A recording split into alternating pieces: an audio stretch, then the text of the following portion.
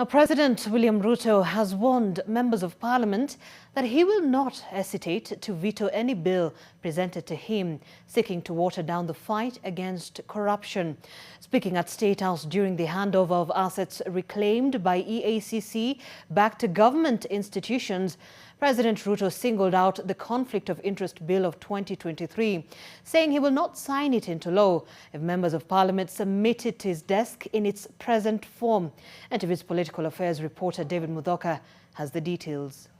The handover of assets. President William Ruto on Wednesday reiterated his support for the fight against corruption by announcing that he was ready to use every power availed to him by the Constitution to precisely shoot down anti-corruption bills brought to his desk which failed to meet the required threshold.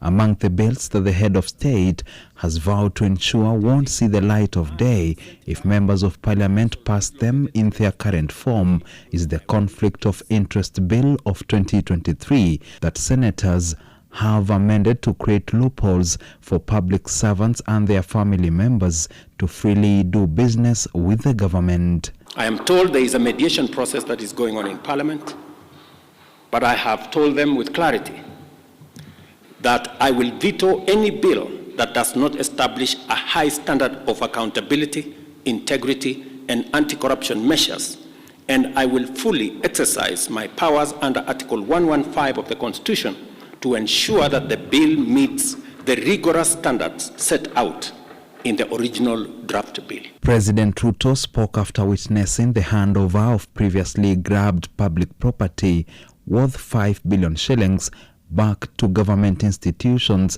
by the top brass of the Ethics and Anti-Corruption Commission. You can imagine grabbers went to the judiciary to steal their land.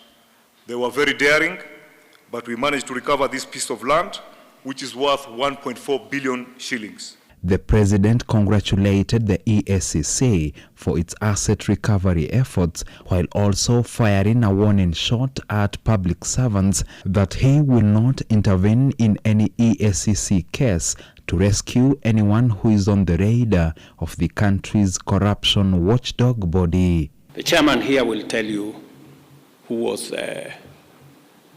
my pastor before he retired,